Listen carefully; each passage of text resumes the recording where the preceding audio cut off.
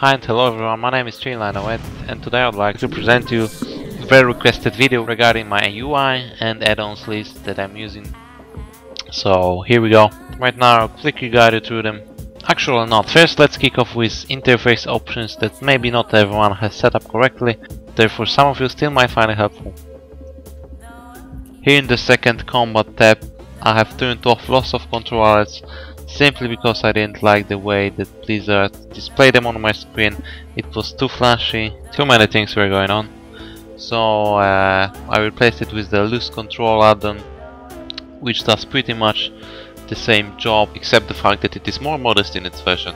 So that's why I picked it. So yeah, let's stop here for a little while. In the names tab there are a few minor things you should watch out for.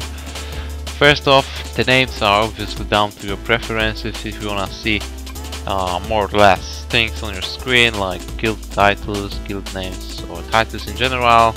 I don't have my own name displayed, it's pointless to be honest, for me at least. I know a few people who like it. Then let's check it down below. We have unit nameplates. This is a quite important thing. The overlapping nameplates is probably the best option, because if you target an enemy by clicking on their nameplate, most of the times you will not get confused by the others. Just take a look here quickly. As you can see, it's going up and down. It tries to avoid each other so they don't collide with themselves, you know. Just make things easier. So yeah, this might be useful. Then you want to look at the right, then you have the enemy units, pets, guardian, totems, minor, class colors in nameplates. This is quite of a rule to have it on, so you don't get misled by the same color of previously mentioned units with enemy players. It's also quite good since you want to kill anything that moves on your screen, including mage warlock pets and totems that can be destroyed with heroic draw or hamstring, for example. After that we are in a floating combat text frame. My options here are pretty basic. That is that I have everything according to my target ticked. Damage that appears in the middle of the screen, the big numbers of course, then periodic damage and pet damage, which I don't really have, but if I had one, why not? Healing and the shields on the portrait as well. Then you have the floating combat text on yourself that I have disabled because there's just too much going on, like unnecessary information, that you are getting help or like the enemy is firing, missing. It was all that stuff scrolling downwards in the middle of your screen, taking up space for no reason. The unit frame step is not really important, since most of the options here can be changed by another called move anything anyway, so let's just skip it. In the raid profiles on the other hand, I recommend using the raid style party friends, which then you can adjust by displaying class scores of your teammates, which is really helpful again, instead of just seeing that green color border of your party members. So in the next step you can filter buffs and debuffs according to what you want to see on the screen. I prefer not using consolidate buffs, since I like to see all of them at once instead of just having to check that little icon all the time to see if I have all I need. Next on we have Battle.net options, which doesn't require any commentary, so we can skip it and go directly into the camera options. So right here we have the max camera distance, which is quite important if you are playing caster, since you really want to have to keep an eye on the whole arena and keep the maximum control of the actions. I don't really remember how did the camera following style work, but from my own experience this one works the best for me. But you can fool around, see the other options if you like them more or less, and pick your choice. Next we have blah blah blah, mouse help and accessibility options, which we are not even going to take care about. Alright, so now since we are still in the PvP topic, we are going to skip any add-on that is not helpful in arenas anyway.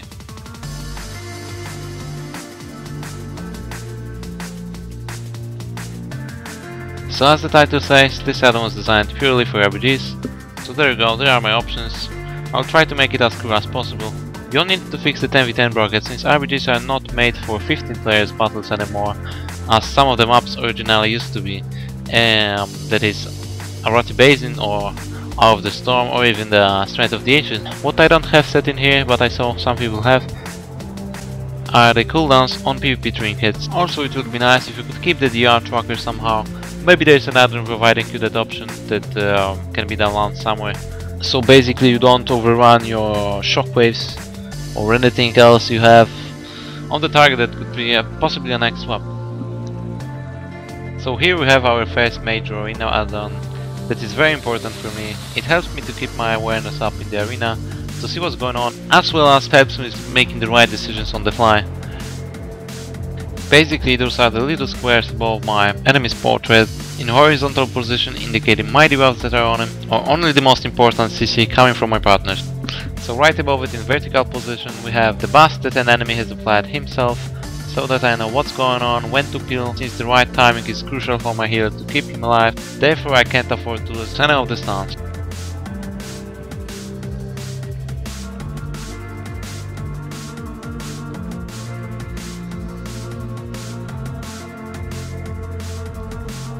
Error filter, on the other hand, is not really a PvP designed add-on, but it removes the red warnings on the screen, similar to those from Tell the Boss mod, where your character can't do something when he is out of range, or resources to use an ability for example, so that's quite useful as well. Okay, so now we jump into the most controversial add-on in the add-on's history, I believe. It's Gladiator LOSSA, an add-on using a voice synthesizer to tell you what has been used in the arena. Back in Season 10, when it was introduced to the majority of people, everyone was complaining about that this is some kind of a cheat because you could easily track enemies' actions. As of now, I'm not quite sure how big of an impact does this add-on have on my game style, but I think it could have subconscious effect like Doom Cooldown Pulse, an add-on that I used to have for a little while, which would pop an ability of cooldown that is ready to use again in the middle of your screen just for a little second like a flash, but I removed it since it felt unnecessary. And I'm not sure if Gladiator Loci isn't as well, and I don't even know if I pay attention to that add-on anymore. Lose Control, an add-on that pops the crowd control effect in the middle of your screen, indicating when they end, so you don't have to look in the right corner to check whether you have to use the trinket now or to sit that particular CC and keep it for another time.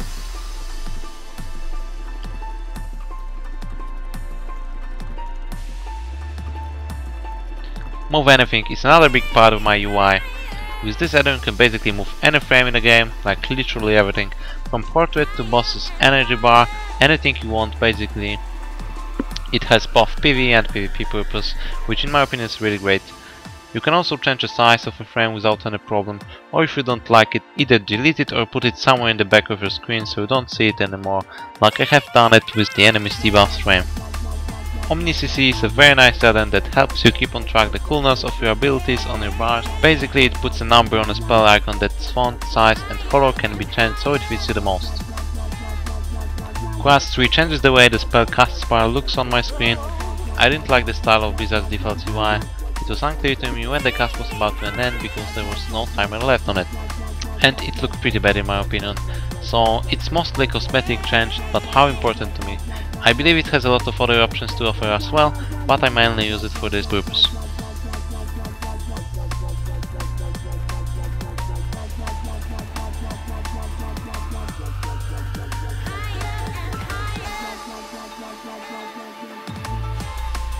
Tell me when just like the debuff filter helped me to keep on track the enemy's buffs and debuffs.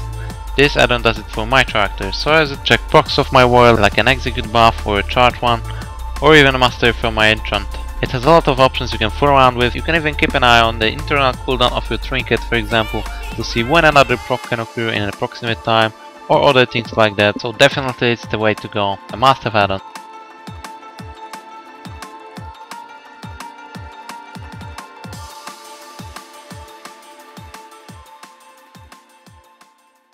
Okay, last but not least on this add-ons list, however it sounds, we have the tidy plates.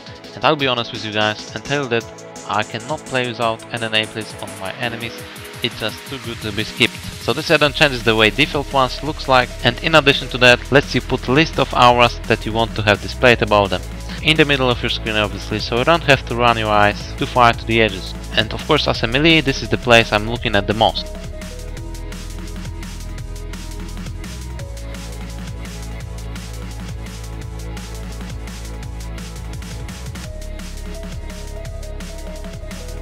Now we have an add-on that a lot of people have been asking me about. What is this add-on that flashes important spells in the top center of your screen? Well, the answer is spell alerted by collective version 2.15, as you can see. That works very well in WOD, but there are still some issues with it.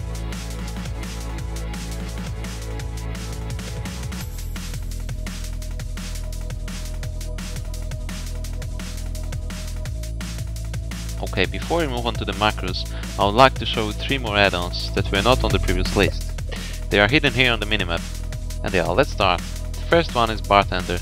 It is responsible for the order, or as many people tend to say, a disorder on my UI, because I have so many gaps in between the spells. But now on a serious note, with this add-in you can move the bars on the screen anywhere you want, including the Blizzard art bar, reputation, vertical, micro menu and many others.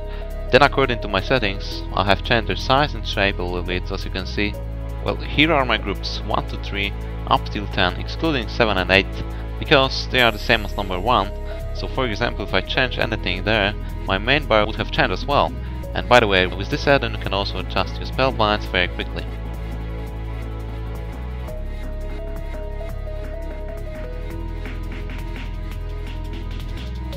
Arcano's buffs bar tells me about my defensive that I have just used, so I can clearly see where none of them is ending, and if I need to, I can change them with the next one. Plus I don't need to look up above in the right corner of my screen. Just a quick note, it can also show debuffs, it's just me using another add-on for that, but feel free to set your groups and put them in your own way to display whatever you need.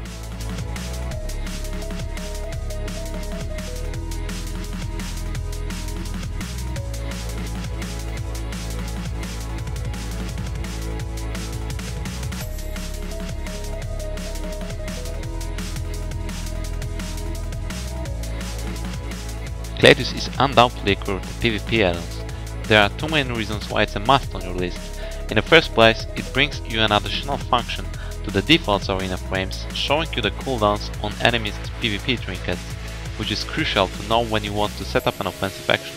The other one gives you a chance to see the damaging creatures on every CC scores of magic, so that you don't accidentally waste any second of it.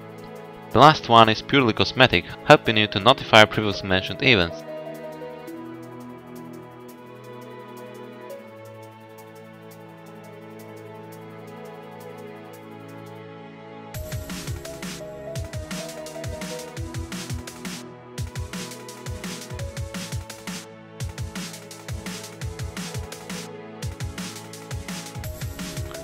So when it comes to macros, you don't really need to have a lot of them as a warrior, but there are some important that you should definitely have in your assortment. Okay, so here we go. This is a basic intervene macro on either my mouse over or a target of my target. Following this we have Safeguard macro for our healer and DPS. Shattering Throw is a macro since the spell has become a glyph in WLD, as it disappears from your bars once you take the glyph off. An old good Pana Intervene macro modified so that it works for this expansion. Keep in mind that it can only be used when you are spec'd to protection. This is a simple Stormward macro, allowing us to use it on our focus target. Ravager and Siegebreaker put together depending on what talent choice you have made. If you keep spamming this macro, it will reveal any stealth person you buy. Okay, here I have some macros associated with the Razor Naga special buttons. So this is my basic Bladestorm macro that allows me to get back right into the defensive stance after using the spell. Since I needed to find a button for dispelling Hand of Protection, I place here by assigning it to the Victory Rush button. Similar macro to the Ravager and Siegebreaker one, using one of the spells of tier 4 talent. This is my Stance Dance macro, switching me between defensive and model stance. This is a quick Stormwolf macro, allowing us to stun the arena 1, 2, 3 targets. Here are my 2 Vigilance macros for the healer and the DPS partner. This is my Escape macro, which is very useful if you happen to be caught in a smoke bomb, for example. I remember that I used to use this macro a lot in Season 9, among with few other seasons, when Warr was one of the best classes for flak carrying maps and Cataclysm. Right next to it we have an improved version of the same macro, adding here our Die Body Sword, so that we don't die in the window of manual usage of the ability in case of getting a surprise stun after trinketing. Now here's another important part in my macros, since I like splitting my offensive abilities into sections. So the first one uses my trinket and tier 6 talents, the The second one is just a recklessness, while the third one combines both of the previous sections. A good usage, for example, is I can use recklessness and monk with the trinket proc at the start of the game, and then I still have my avatar with the trinket for another situation where I need the burst, like against the paladin, to force the wings, and then when they are down, I will make sure that I use my trinket and avatar here, because using both at the same time in this case would be a waste of cooldowns in my opinion, since the damage can be easily out-healed by the wings alone. Another type of macros I have here are for the exchangeable spells. Those are the question marks here. Tier 4, 5 and 6 talents are good of an example. I don't really know if it still works like that, but when you change a talent at the start of the arena, you would need to put the new one manually because previous one disappeared. So by creating a macro like this, you don't have to worry about this anymore. This is probably the must-have macro if you are playing a specific comp like VLS, WMP or KFC, where cleaving could possibly break the CC of your partner. I have a little trick here for you guys that will fix problems that I had since the release of this expansion. Which brings me to the battle stance after using few of my main abilities, which is Colossal Smash, Sweeping Strikes or Recklessness.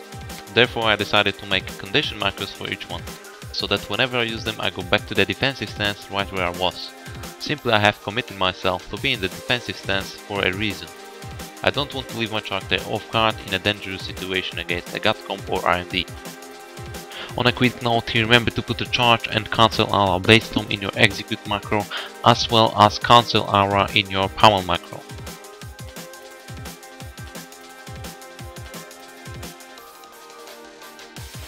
Okay, so now speaking of keybinds, I'm not sure if each one of them can fit you just like me, because as of 11 years of melee perspective, I'll tell you that I really like to have an option to move however I want.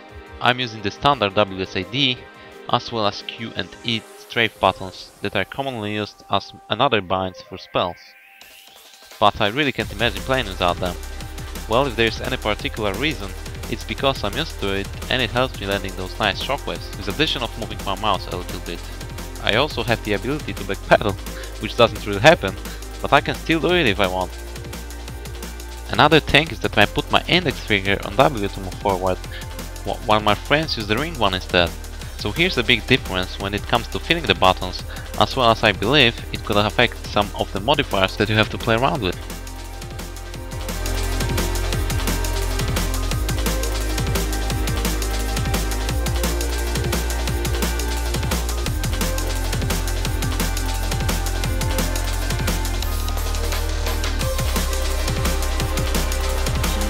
The Fury is running me. Oh nice. We bash him. We bash. I'll knock whatever shit is out of you. It's fine.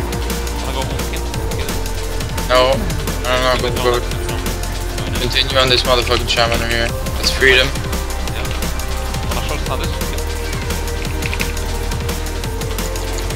Yeah, I really think it's maybe more painful, but if we get pet, we need to go shaman, as you look.